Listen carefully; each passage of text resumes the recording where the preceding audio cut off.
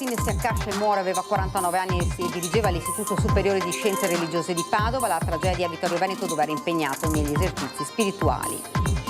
Allarme caldo, la Regione vara il decreto per limitare l'orario di chi lavora nelle giornate più critiche all'aperto in ambienti non climatizzati. Il cordoglio a Bessica di Loria il giorno dopo la tragedia dell'artigiano morto del Bolognese per un colpo di calore. Lo strazio del figlio, nessuno dovrebbe sentirsi come noi in questo momento. Dalla colata di fango e detriti di ieri sera a quella verificatasi nel primo pomeriggio, frane senza fine a San Vito, Cortina isolata, la Lemagna chiusa per almeno 3 giorni. Regionali, Fratelli d'Italia risponde alla mobilitazione della base leghista e alla voglia di corsa in solitaria del Carroccio. Decidono le segreterie, dice De Carlo, la coalizione non si tocca. Termineranno sabato i 40 giorni di zona rossa in via Roma, Treviso, giovedì in prefettura il comitato per decidere un'eventuale proroga, il sindaco favorevole a una riproposizione. Alla clinica dei Gironcoli di Conegliano, furto negli studi di fisioterapia, nei guai un 24enne già denunciato in passato per delle spaccate in centro. Paura questa mattina a Castelfranco, dove una donna di 77 anni è scivolata con la sua sedia a rotelle finendo all'interno di un canale, l'anziana salvata in extremis. Dopo il servizio che raccontava il ritrovamento della piastrina, un nostro telespettatore ha ricostruito la storia del soldato Emilio Pellizzari di San Zenone con una ricerca all'Archivio di Stato, il suo racconto ai nostri microfoni. Buonasera, ben ritrovati, edizione trevigiana dei nostri telegiornali. Dunque questi titoli, ma in primo piano il sondaggio di questa sera riguarda la politica e le regionali. La Lega minaccia di andare da sola. Giusto? Se volete rispondere di sì lo vedete in verde 0422 1626 691. Se invece volete rispondere di no in rosso 0422 1626 690. L'esito del sondaggio nel corso della nostra trasmissione Ring di questa sera. Ed ora la cronaca. A malore durante la preghiera Don Andrea Albertini si accascia e muore, aveva 49 anni e dirigeva l'Istituto Superiore di Scienze Religiose di Padova. La tragedia a Vittorio Veneto, dove il sacerdote era impegnato in questi giorni negli esercizi spirituali. Un malore improvviso mentre pregava nella casa della spiritualità attigua al castello vescovile di San Martino a Ceneda di Vittorio Veneto. È morto così Don Andrea Albertin, teologo di Padova, aveva solo 49 anni. Gli altri sacerdoti che erano con lui hanno subito chiamato i soccorsi, ma i tentativi di rianimarlo sono stati purtroppo vani. Sconcerto, incredulità e grande dolore a Padova, dove Don Andrea ricopriva diversi incarichi importanti sia a livello pastorale che accademico. Lo ricorda con affetto e commozione Don Giulio Osto, suo vice alla guida dell'Istituto Superiore di Scienze Religiose. Una persona brillante, ecco, una persona indubbiamente con una marcia in più da un punto di vista intellettuale, ma poi sempre con il sorriso, sempre appassionato di quello che faceva. Lui era studioso del Nuovo Testamento, da più di 10 anni insegnava letteratura paolina, letteratura giovannea, appassionato di quello che faceva, anche tagliato proprio per essere un docente e anche con un profilo accademico e di ricercatore di tutto rispetto. Anche il vescovo di Vittorio Veneto, Monsignor Riccardo Battocchio, originario della diocesi di Padova, esprime il suo profondo dolore e la vicinanza a tutti coloro che ora soffrono per la morte di Don Andrea.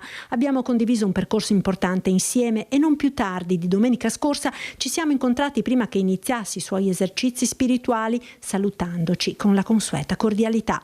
Ora è il tempo della tristezza, della preghiera e dell'affidamento al Signore della vita, afferma il vescovo. La notizia dell'improvvisa scomparsa di Don Andrea ha destato profondo cordoglio nella diocesi di Padova. Il ricordo è veramente grato e ci sentiamo orfani, ecco, e quasi derubati, ecco, di una persona di grande valore, di grande spessore, che adesso, ecco, veramente lo ricordiamo con grande riconoscenza, con grande affetto, con molta tristezza e lo affidiamo, ecco, al Signore. Adesso Andrea, ecco, può godere faccia a faccia di quel volto di Gesù che ha tanto cercato e ha amato e al quale anche ha dato grande dignità intellettuale attraverso lo studio delle pagine del Nuovo Testamento. Per far fronte all'allarme caldo di queste settimane, la Regione ha varato il decreto per limitare l'orario di chi lavora nelle giornate più critiche all'aperto o in ambienti non climatizzati. L'esperto ARP, giugno peggiore di quello record del 2003. Il giugno che è appena terminato è stato il giugno più caldo a livello di temperature medie degli ultimi 30 anni, quindi addirittura più caldo del famoso o famigerato giugno del 2003. Anche a fronte di questo dato, il presidente Zaia ha deciso di emanare un decreto per tutelare la salute dei lavoratori esposti a temperature elevate, in particolare quelli che operano all'aperto. Il provvedimento, che recepisce le linee di indirizzo approvate in sede di conferenza delle regioni, raccomanda ai datori di lavoro di limitare o evitare le attività nelle ore più calde e suggerisce ulteriori misure, dalle rotazioni del personale all'adeguata idratazione e sorveglianza sanitaria, oltre ad un abbigliamento e dispositivi di protezione idonei.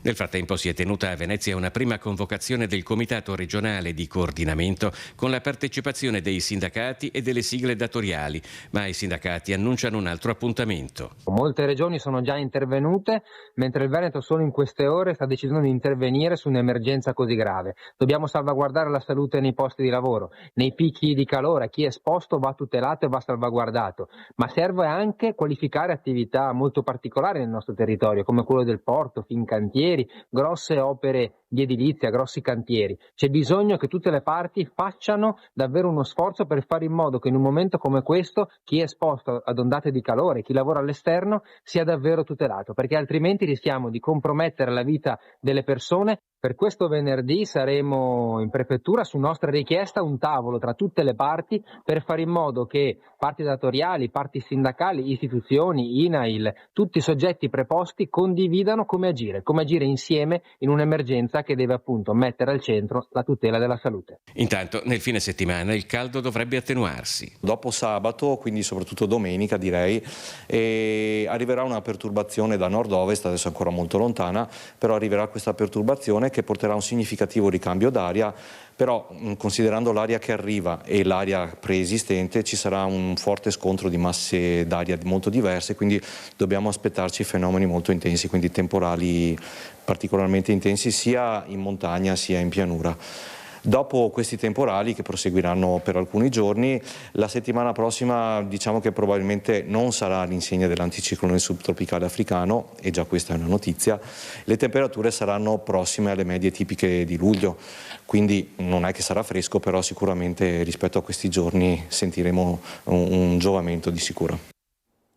Continuiamo con la cronaca. È un pellegrinaggio continuo di amici nella casa di Bessica di Loria dell'artigiano di 47 anni morto nel Bolognese per un colpo di calore. Grande il dolore della famiglia.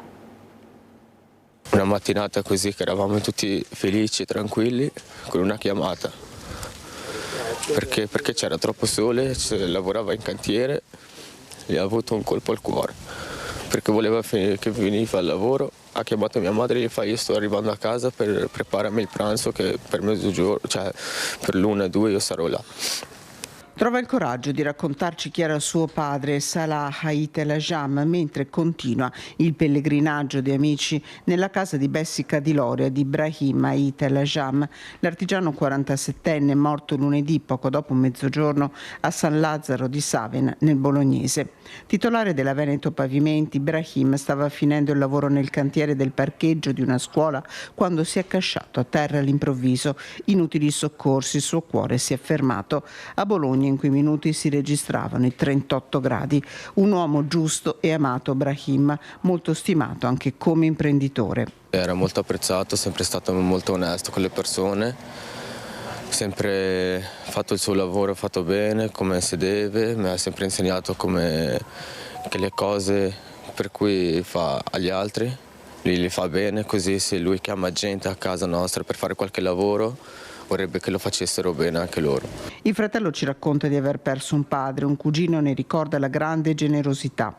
A Bessica di Loria viveva con la moglie e 3 dei 4 figli. Avevano votato anche il referendum per il lavoro, ricorda Salah. Siamo andati a votare tutti e 3 al referendum. Purtroppo i referendum sul lavoro non sono stati promulgati. Vicino alla famiglia anche l'amministrazione comunale di Loria, così il sindaco. Ibrahim era un noto e stimato artigiano, lavorava nel settore dell'edilizia, anche la sua numerosa famiglia qua aveva molti, diciamo, pure estimatori, perché si sono integrati benissimo nella nostra comunità. A Bologna è stata aperta un'inchiesta e la famiglia aspetta per poter piangere Brahim, la cui salma riposerà in Marocco. Ci sono tante persone qua per lui che gli hanno sempre voluto bene, che sono sempre state vicine a lui come lui a loro. E niente, Dio l'ha voluto e l'ha portato via con lui. Ed ora il giallo sulla morte di Alex Marangoni, la disperazione di mamma Sabrina e papà Luca che lanciano un appello al futuro nuovo procuratore di Treviso. Parli con noi.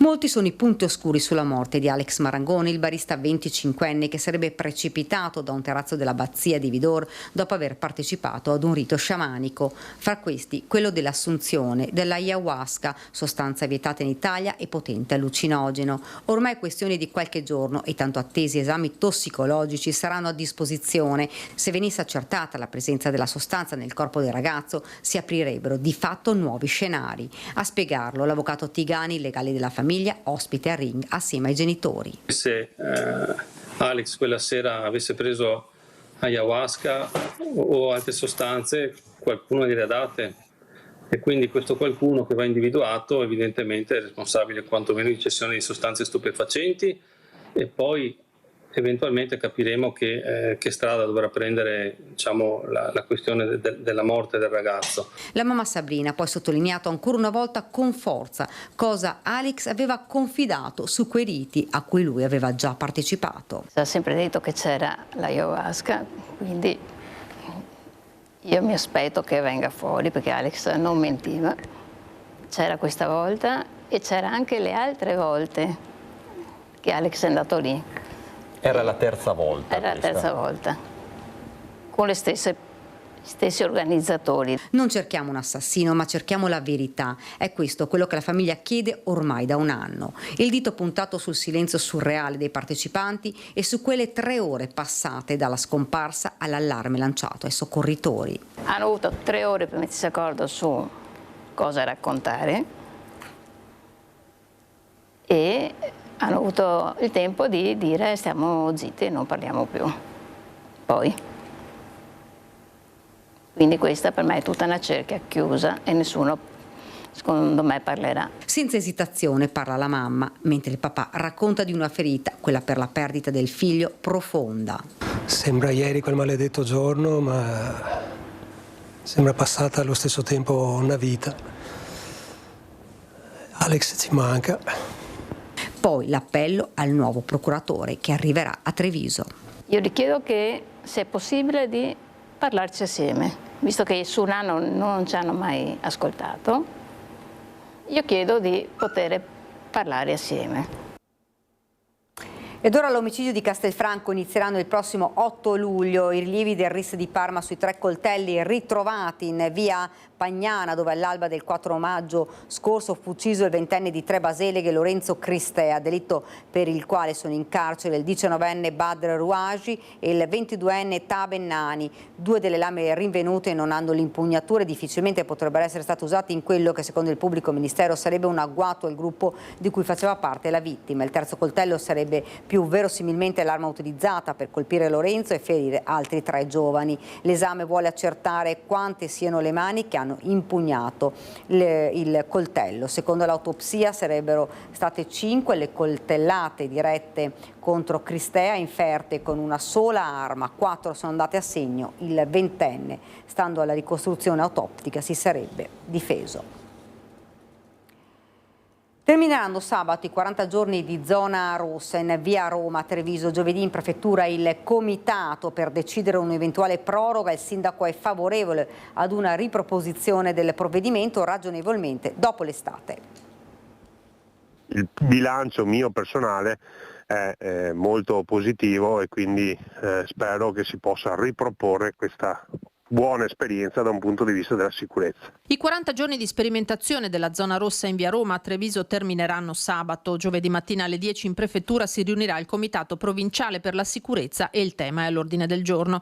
Il sindaco Mario Conte intende chiedere la conferma del provvedimento in quell'area, ma le modalità vanno discusse in comitato, spiega. Sentiremo un po' il bilancio di questa fase sperimentale della zona rossa che secondo il mio punto di vista ha ottenuto dei risultati importanti, non soltanto da un punto di vista dell'allontanamento delle persone, ma anche da un punto di vista della percezione di sicurezza, perché è evidente che siamo riusciti a invertire la direzione. Però attendo le valutazioni appunto dei professionisti della sicurezza per poi riservarmi eventualmente di chiedere o la proroga o di ripresentare l'iniziativa magari dopo il periodo estivo, quando magari il numero di persone può essere un po' più elevato. Lungo Sile Mattei, via Roma, Porta Altini e stazione dei treni, area già da prima strettamente sorvegliata, ma la zona rossa ha fatto fare un salto di qualità e indietro non si vuole tornare. Improbabile mutuarla altrove, dice il sindaco, che tuttavia in comitato sottoporrà al prefetto Angelo Sidoti e ai rappresentanti delle forze dell'ordine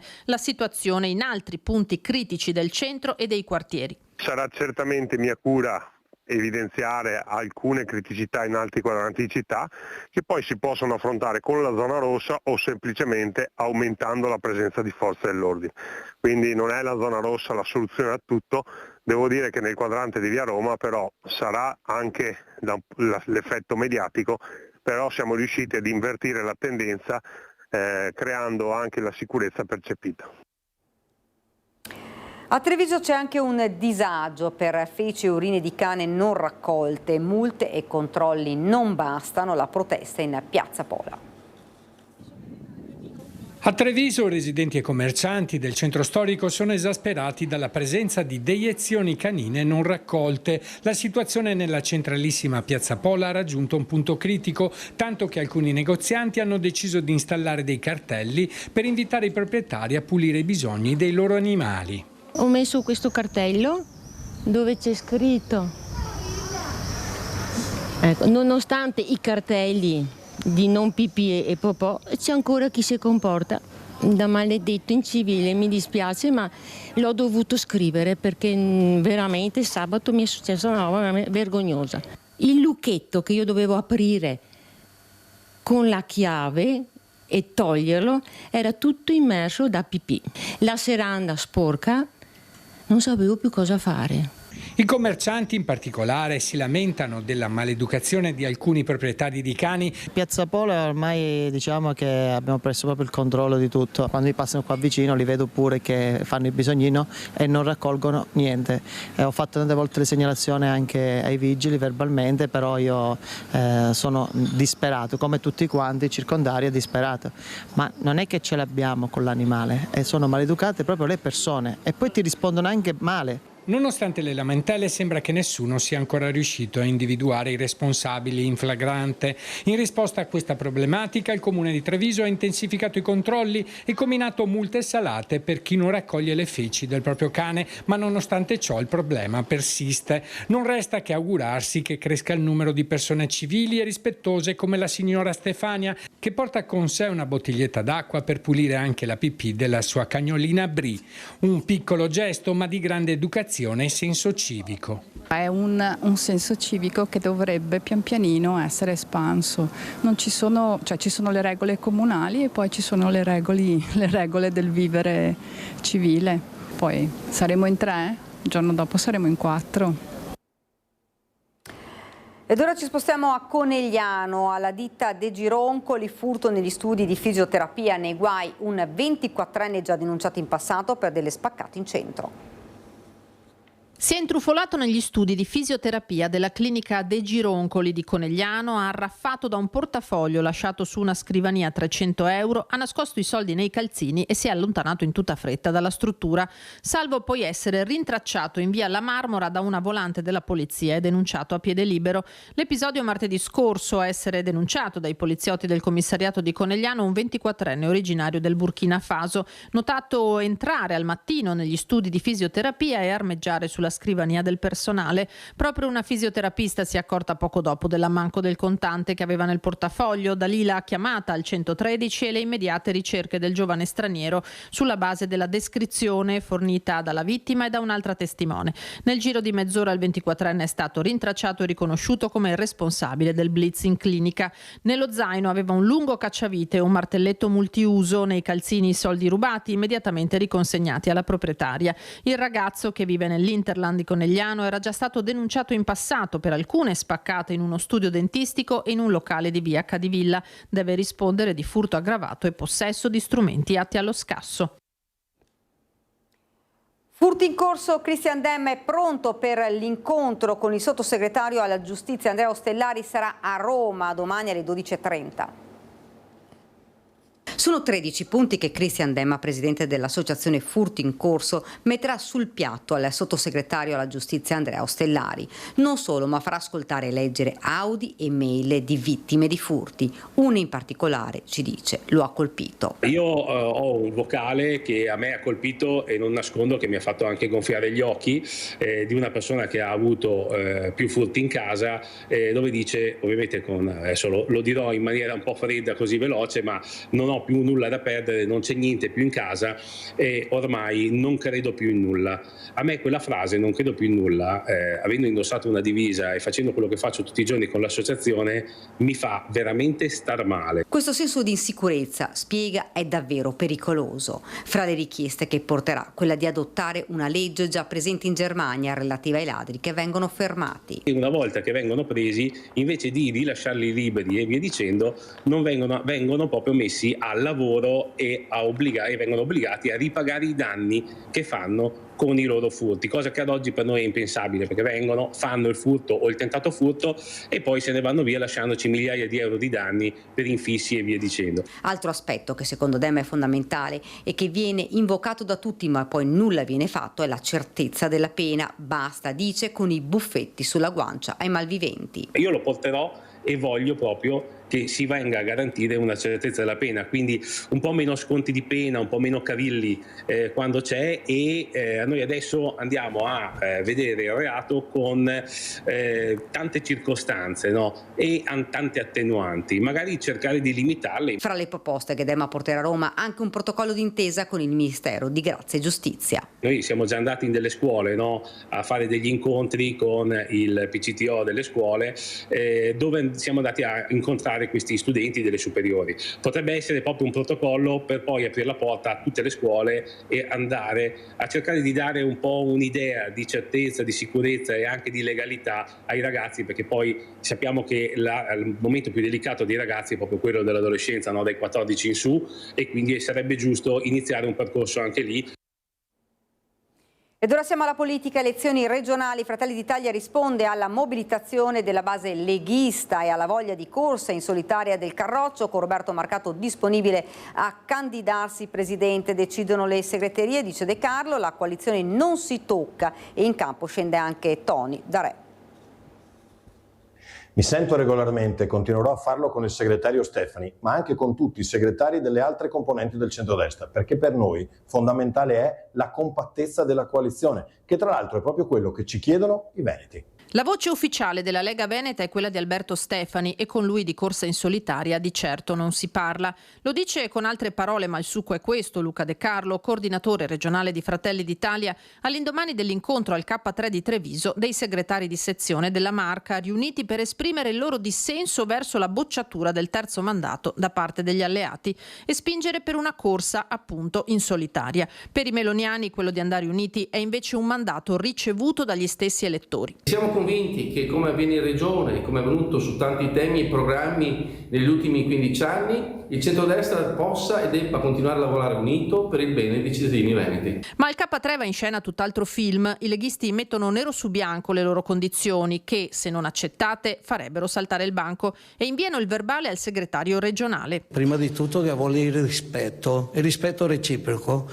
Se certa gente si scalda un po' la testa, vuole fare i sapientoni, noi altri non ci stiamo. Si chiede la continuità del buon governo che c'è stato, riconosciuto dai cittadini del Veneto, con un candidato che a questo punto sia la continuazione del lavoro fatto dal nostro movimento e l'importanza di avere una lista Zaia a seguito per testimoniare la bontà di quanto è stato fatto finora. Noi vogliamo aiutare la Lega a fare le scelte migliori per i cittadini del Veneto, e l'abbiamo fatto ascoltando la base. Sia la coalizione dunque solo se il candidato presidente sarà un leghista e se Zaia potrà correre con una sua lista. Unica strategia per la Lega per non soccombere alle urne al partito di Meloni. A Treviso ne hanno discusso i militanti, a Vicenza il direttivo provinciale, Padova, sotto una più stretta influenza dei salviniani, si divide. Il segretario provinciale Nicola Pettenuzzo rimanda tutto a un confronto tra sindaci leghisti sabato a Treviso all'evento organizzato a Santa Caterina. Ma di Padova è anche Roberto Marcato, l'assessore regionale da mesi invoca la corsa in solitaria proponendosi come candidato in alternativa allo stesso Stefani. Sono stato il politico più votato del Veneto, ho un'esperienza in regione di 10 anni come assessore allo sviluppo economico e all'energia, ho fatto dei risultati straordinari, cioè non dovrei candidarmi perché? Poi dico, non è che sì, abbiamo tutti i premi Nobel candidati al posto mio, per cui insomma al precisa domanda si direbbe certo che sì. Il partito oggi ha bisogno di fare un risultato stratosferico, non dico che sia l'ultima chiamata, ma quasi. Dello schieramento di centrodestra intende far parte anche questa volta, come nelle due precedenti tornate, la Liga Veneta Repubblica, che però annuncia se non fosse possibile, se la coalizione si spaccasse, saremo comunque presenti con una nostra lista e con un nostro candidato presidente. Gian Antonio Toni Darè, altro nome storico della Liga, simbolo della Lega anti-Salvini, pronto a rappresentare un territorio che dall'establishment si è scollato. Ed ora ci fermiamo, qualche istante di pubblicità.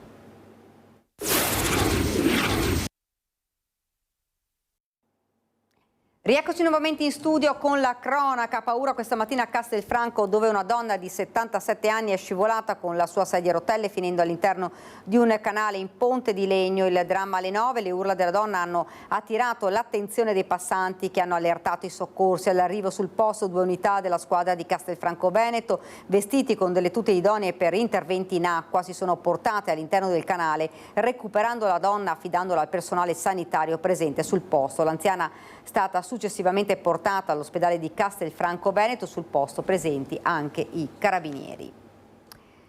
I proprietari di un campo agricolo a Godega Sant'Urbano hanno trovato una discarica abusiva di Eternit nella loro proprietà.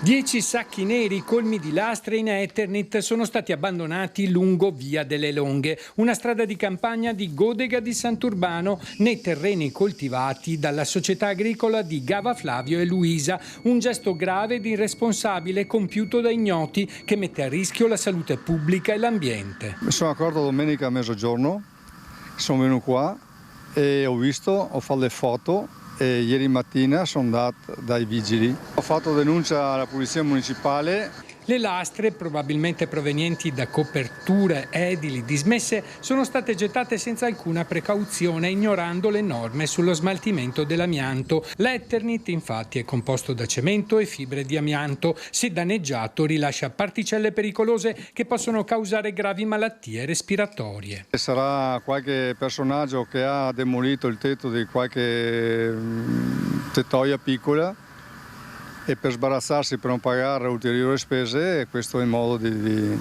superare tutte queste cose qua, mettendolo nei campi degli altri. Tra l'altro è anche a ridosso di un corso d'acqua. La disinvoltura con cui questi rifiuti tossici vengono abbandonati lascia sgomenti. Oltre al danno ambientale pesa la totale mancanza di rispetto verso chi lavora e chi vive in queste zone. Le autorità locali sono state allertate e si attendono ora le operazioni di bonifica. Queste cose qua non si dovrebbero fare assolutamente, perché sono cose nocive. E appunto adesso speriamo nella raccolta della Savno come hanno promesso. Un episodio che riaccende l'attenzione su un problema ancora troppo diffuso, lo smaltimento illegale di materiali pericolosi, spesso compiuto nell'ombra per risparmiare sui costi, ma a scapito della salute collettiva. Dopo il nostro servizio sul destino del soldato Emilio Pellizzari, del quale è stata ritrovata la piastrina militare a Pisa, un telespettatore si è subito recato nell'Archivio di Stato di Treviso. Ecco che cosa ha scoperto. Stamattina dovevo andare all'Archivio di Stato di Treviso per una ricerca riguardante altri documenti. Visto che ho sbrigato velocemente quella pratica, ho detto e perché no, provo col nome che ho sentito ieri sera di effettuare una ricerca anche in merito a lui. Il nostro telespettatore ha subito risposto all'appello del servizio sul destino del soldato Emilio Pellizzari, del quale un'associazione di appassionati di ricerche con il metal detector ha trovato la piastrina nei pressi di Pisa. L'esperto, signor Leopoldo, ha impiegato una mattinata per trovare tutta la vita militare di Pellizzari e non solo quella. Il foglio matricolare che gli addetti all'archivio poi mi hanno mostrato hanno rivelato un percorso militare interessante di questo giovane Emilio Pellizzari. Lo storico ha raccolto i dati del caso partendo dalla nascita del soldato Pellizzari, venuto alla luce il 9 giugno del 1923 da Giuseppe e Moretto Cristina in via Carainati 38 a San Zenone, chiamato alle armi il 12 gennaio del 43 e assegnato al 37° Reggimento Fanteria Alessandria. Poi c'è un buco temporale, non si sa cosa gli sia capitato l'8 settembre, quando il destino di molti ha fatto una capriola. Pellizzari ricompare nell'aprile del 44. Deduco ragionevolmente che in precedenza all'armistizio col suo reparto si trovasse in zone del sud Italia e che alla proclamazione dell'armistizio sia riuscito a non essere catturato, a non farsi catturare. In quel periodo fu ricostituito l'esercito del Sud e Pellizzari fu inquadrato nella divisione Bari.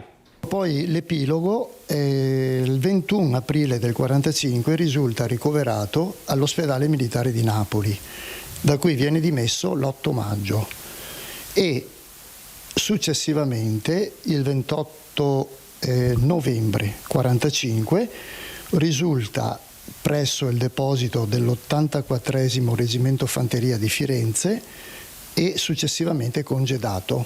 Dopo il congedo e tanta vita fra gli stravolgimenti dell'ultima guerra c'è finalmente il resto della vita dei Pellizzari che torna nella sua pedemontana dopo anni. Nell'appunto riguardante il congedo è riferito che la residenza della famiglia nel frattempo era stata spostata a Bassano del Grappa in via Fontanelle.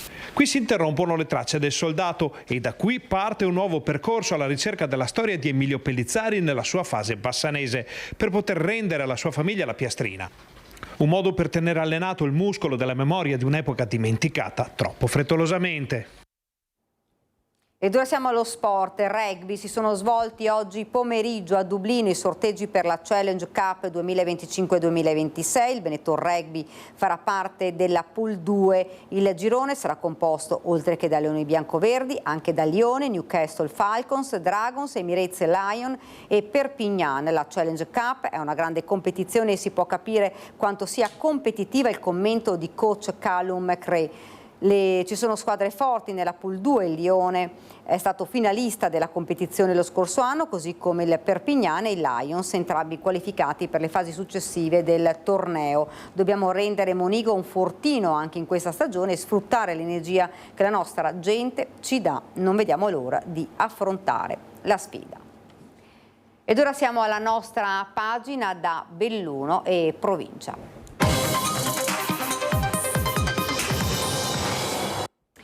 Sono immagini in esclusiva quelle che stiamo per mostrarvi dei distaccamenti franosi che stanno interessando la zona di Dogana Vecchia tra Cortina d'Ampezzo e San Vito di Cadore. La colata ha invaso la statale di Alemagna che rimarrà chiusa al traffico per almeno 3 giorni.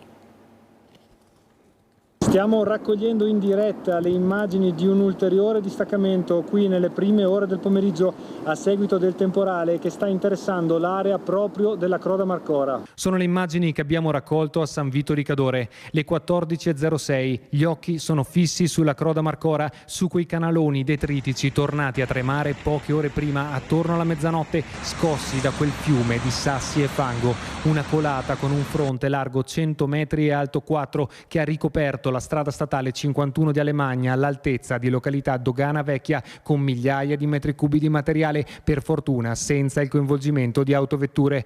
In un attimo il cielo torna a incupirsi, piove a dirotto, una manciata di minuti e la montagna torna a franare.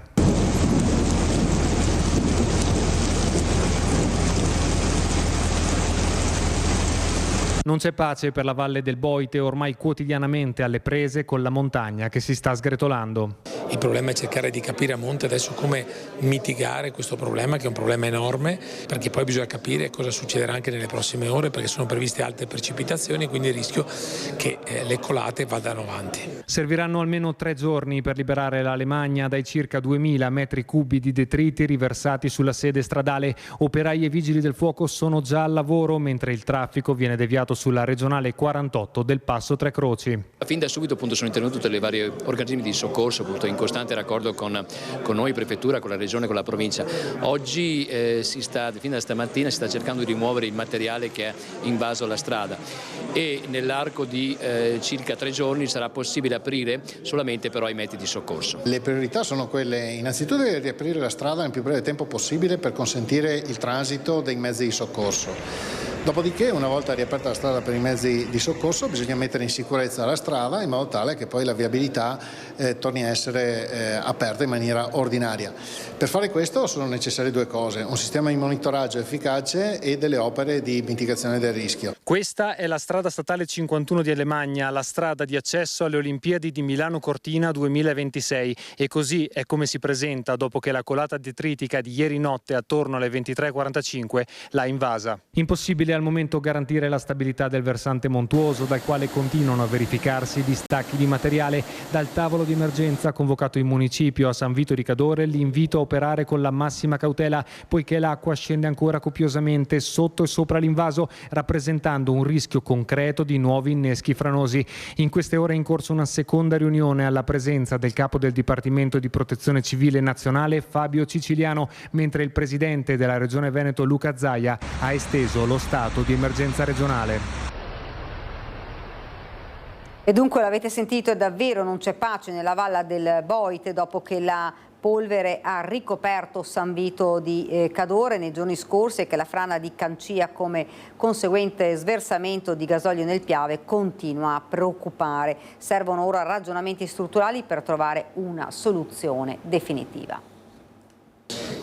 Sindaco, lei ha aperto questo tavolo parlando della necessità di trovare delle soluzioni concrete e soprattutto pratiche per consentire che in questi luoghi si continui a vivere tranquillamente. Assolutamente sì, insomma questo è il principio.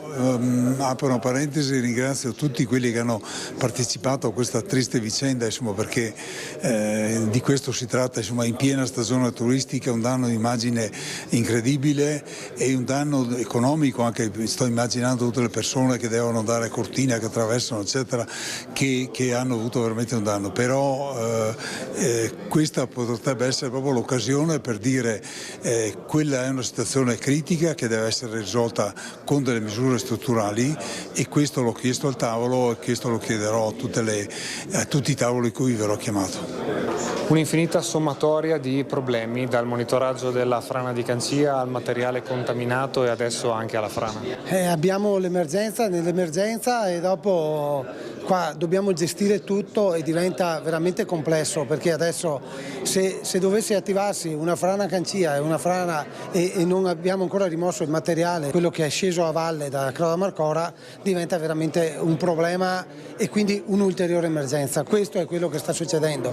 Adesso dobbiamo trovare le soluzioni, hanno fatto il sorvolo con l'elicottero, vedremo cosa emerge da questo sopralluogo dei tecnici e prenderemo le giuste decisioni. Certo è che su quel canale che si è formato nuovo scorre anche molta acqua e quindi il problema sarà eliminare l'acqua da quel canale e portarla al Boite, e c'è anche tanto trasporto solido su questo canale, quindi va trovata la soluzione. Le segnalazioni dei cittadini che hanno notato la rifurtiva buttata via ai sistemi di videosorveglianza e i ladri che avevano saccheggiato le auto parcheggiate sono finiti in galera. Per loro è stato disposto dalla Questura un foglio di via per 4 anni dalla provincia di Belluno. Arrestati dalla squadra volante della Questura di Belluno i 2 malviventi che avevano saccheggiato le auto dei partecipanti della Velenosa di Bolzano Bellunese. Il reato contestato è il furto aggravato in concorso. Domenica mattina, in tarda mattinata, ci sono stati segnalati dei furti, tentativi di furti sulle auto parcheggiate a Bolzano Bellunese dei partecipanti alla competizione La Velenosa, che si è svolta lì dal 27 al 29 giugno. Nell'immediatezza ci siamo messi sulle tracce dei malfattori e anche grazie alle segnalazioni della cittadinanza, che colgo l'occasione per ringraziare, quasi immediatamente siamo riusciti a trovarli mentre erano intenti a disfarsi della merce che non reputavano di loro interesse, e li abbiamo tratti in arresto e siamo riusciti a recuperare la refurtiva di cui si stavano disfacendo nei campi adiacenti alle stradine laterali. Una ventina le auto oggetto dell'attenzione dei malviventi, con frantumazione di finestrini e spadinatura di serrature per poter rubare tutto quello che si trovava all'interno. Nel giro di poche ore i 2 uomini, cinquantenni, non bellunesi ma residenti in Veneto, non nuovi a scorribande malavitose, sono stati trovati in località Santa Giustina, permettendo che fosse recuperata tutta la refurtiva, di ingente quantità e valore, consistente in denaro contante, computer, tablet, orologi, telefoni, borse, occhiali da sole, zaini. Gli oggetti rubati sono stati restituiti ai loro legittimi proprietari e i 2 autori dei furti sono stati tratti in arresto e condotti nell'istituto penitenziario di Baldenic. A me non rimane ora che salutarvi, vi lascio alla sigla poi le previsioni del tempo. Grazie davvero per averci seguito, buona serata.